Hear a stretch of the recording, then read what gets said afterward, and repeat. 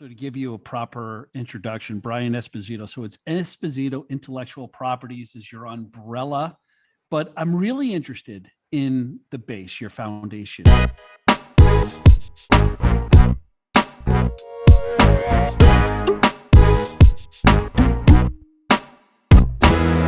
in the beauty industry, I try to attach that to all of my other involvement. Well, I'm in over 25 different industries now, but my mind is wired. Let's always try to create a tangible product to anything. This way, you have another revenue stream, especially with sports or entertainers or celebrities or musicians that I work with, and some of our other holdings. Yeah, you have your talent and your IP, your skill that you're making money on, but God forbid something happens and you can no longer do that. What do you have to fall back on? So I always love the idea of always attaching. I don't know if it's an athlete, let's come up with a hair or skincare product or a cream or something that, or maybe even a joint cream, something they could put their name on, they can have some continued revenues from and start to build a brand. You'll see like the Rihannas of the world, who else? Jennifer Aniston, like they became super, super wealthy, rich. Kathy Ireland's brilliant at licensing her name. Like their wealth that really took them to the next level was because a lot of them had a beauty line or a personal care line, something that, I used to call it, it's gasoline. I used to hate the blow dryer sales or the flat iron sales. I mean, they were great for a couple $100, but I never sold another like that. That wasn't repeat business. I wanted to sell shampoo, lotions, creams. I want girls with giant hands where they go in, they scoop out the cream and they put it in their hair. I want it to be that, oh, they're out of cream. They got to come back to me and buy more cream. So that's the business that I was able to build my professional career. I every time I saw an opportunity, I built another business and I started building this ecosystem and world. But it was all based from the beauty industry, which has proven to be, it used to be tobacco, liquor, gambling, and beauty. They were all recession proof. That was kind of their forte. Now it's only beauty that's not only recession proof, but it's proven to be pandemic proof. So it's the only one standing that will continue to go time and time again, as far as whatever the market of the world is going through. As you so eloquently said, women will spend their last dollar to look good because that'll make them feel good, and that's the reality. And some men, but the majority, it's a woman's mentality that What he fuels the industry. started that you gravitated for? Was it one of those businesses where you and your brother started off sweeping the warehouses? And was it something that you didn't want anything to do with when you first got out of college? Yeah, I was always involved. At 8 years old, I was in my dad's warehouse. He also has a nail care company called Fingermates. He was really the first to create the clear nail hardening treatments called Formula 10 Red Original Nail Hardener. So I'd be in the back with the workforce, and I'd have my little bottle. Then I would squeeze and fill it up. I'd put the brush in it, put the cap in it. Then I would unfold the little corrugated box, drop it in the box, put that in. Then I would make a 6-pack of those, and I would make a 24 master case. So I'd be involved in the whole process, and I love that feeling of pride that I did that. And then that box was picked up by UPS, or it used to be RPS, I think back then. It was a different shipping company. Doug Heffernan picked it up from King of Queens, and then it would go and be delivered to a salon, or he had a phenomenal business. I mean, he went through many hardships to achieve what he's done. I mean, he had the most profitable chains of beauty stores in the country in the late 80s. Revlon, L'Oreal, Alberto Culver, big one, Milo Beauty, which unfortunately disappeared because of the savings and loan issue with the banking industry. But everybody was bidding on him because nobody understood how he was so profitable, and the movement he was doing. What I loved about my stage when I got older and was like, okay, what else can we do in this industry? He disrupted it in the 70s and 80s, where he was the first to build stores for professionals and retail consumers to come and shop in those stores. Typically, you had a sales rep like they do today, write the order and it'll be shipped to the salon. But he built that environment for a store, and it was it was taboo. A lot of brands didn't like it. It disrupted the whole distribution method. The reps were upset about it, but he did it, and he kicked ass. I come along in the late 90s, and in my mind is like, I'm going to do that again, but for the internet. So I built the first B2C, B e-commerce platform for beauty and personal care. I had to start from scratch. So, yes, I understood the industry, but I didn't have the full support behind it that people may think because of my dad's road. I wanted to do it myself. We were disrupting the entire industry. We were moving products all over the world. I launched over 1,200 brands during that 15-year stretch. But it was every day I was getting lawsuits and letters from brands to say you got to stop, and I'm like, no, I don't. It's the free commerce. This is the beauty of being in America. I'm buying the products legally from an authentic source and I'm reselling it as per my agreement at the full retail or the full wholesale price. I don't have to stop. This is a new medium. The funny thing now is all these companies that were suing me and fighting with me and arguing with me, making me physically sick, are promoting to go shop on Amazon and go buy their products. Take the evolution of what my dad did in disrupting an industry and doing things differently. I was happy to do that and keep the Esposito name pretty prominent in that space. What were those moments like, sitting around with your family, your parents, and your brothers and sisters? I mean, you were the bonus baby. I was the mistake I get to hear all the time. Like, I wanted to hang out with people that were 60, 70 years old. Even to this day, I just gravitate towards older, established, seasoned, wise people. So in that regard, I wish I had a little bit more of a balance as to, just not having responsibilities or ideas or obligations at 8 years old. It's not healthy. I heard so many times from my dad, it's harder to keep it than it was to make it. And I've learned that to be true because I had lost everything. I had to rebuild. I know that firsthand. 100% is. So it's really important to understand the value of your work. I did foolishly for a very long time I was last to eat. I preached, do not be last to eat. I did that for 15 years where I was taking care of everybody else from the money that was coming in, and then whatever was left at the end of the year, whether it was a few crumbs, I would either take it for my own needs or I'd reinvest it into the business. But it's a mistake. It's not the right model. If you're first to eat and you properly take care of everybody else, that the value that they should get, not anything more, not anything less, become your own bank for your own company. And when opportunities come up, don't pause your business to go out and try to raise money, or don't try to work with banks to try to get a loan.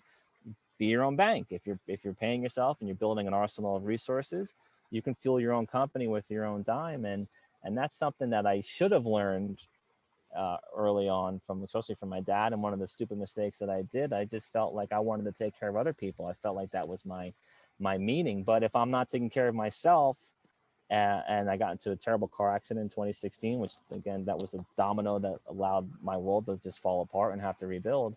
I could take care of people better as long as I'm taking care of myself, so I could still be me and have that natural generosity about me. But when there was nothing to give and there was nothing to pull from, you're in a lot of trouble, which I was. Let's unpack that a little bit. Let's unpack your start over story. We could talk about startups. Well, let's talk about your start over story. What happened, and what did you learn about yourself and the value of just the preciousness of life and being in the moment every day?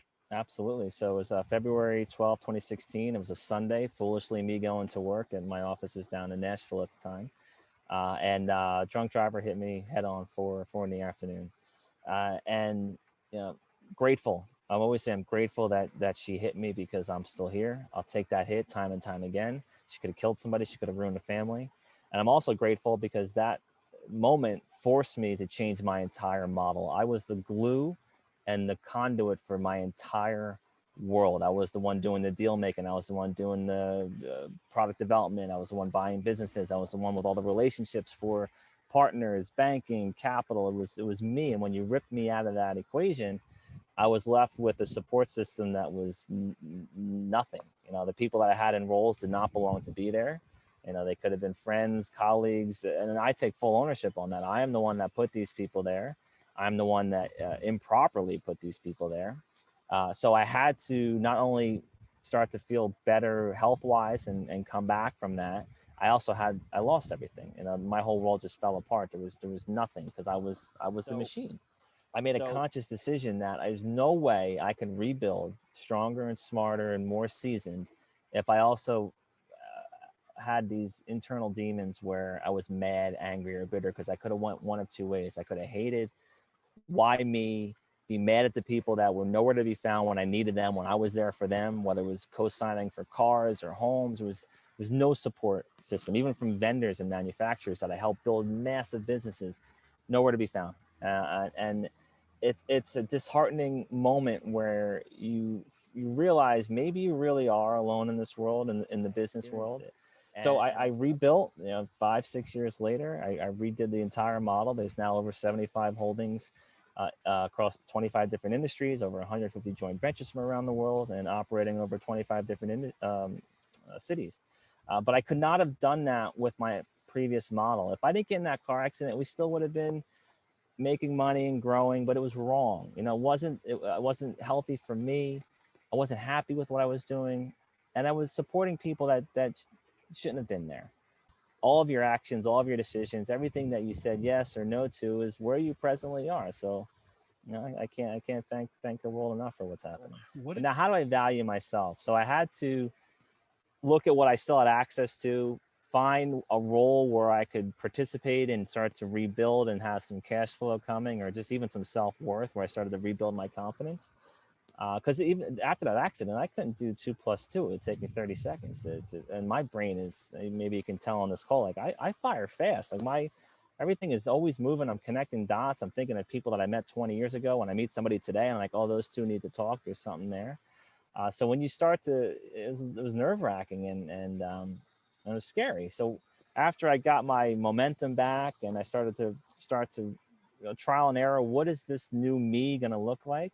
And I have a whole new idea of selfish. And I used to hate that word, but I love the word selfish as it relates to me, because I'm going to do what I want to do when I want to do that makes me happy. I'm going to make sure I don't hurt people along the way. And I'm not going to be insensitive or not compassionate, but I am damn well going to do what I want to do, because for many, many years, I was doing what other people's ideas and expectations were of me. I was following other people's rules and guidelines and strategies, even though I thought maybe mine was better. And a lot of that had to do with me being 10, 20, 30, 40 years younger than these partners that I was putting in place. And the age gap was always an issue for me.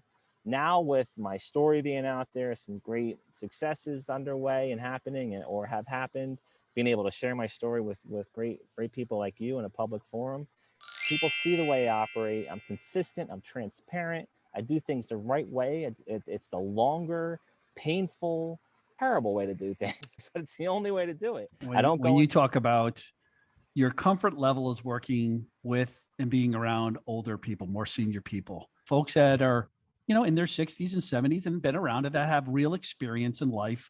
What's the difference between them and somebody in their 30s and 40s in a business environment?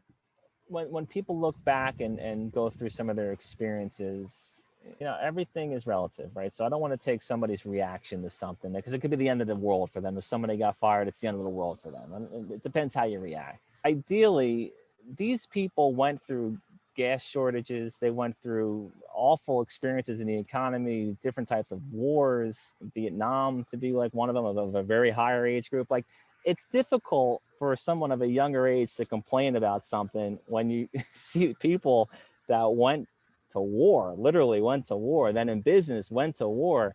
Yes, your little problem is really impacting you, and I pray for you. I'm sorry that you're feeling that, but you got to realize it could be a hell of a lot worse. And if you don't figure this out, you're not really prepared for life. And the more of these you go through and the more of these that you figure out and overcome, that's when you become more experienced and more seasoned and ready to be a CEO or a senior level manager of a company. You need to get your ass kicked. You need to not whine or sit back and complain about problems, because they're coming.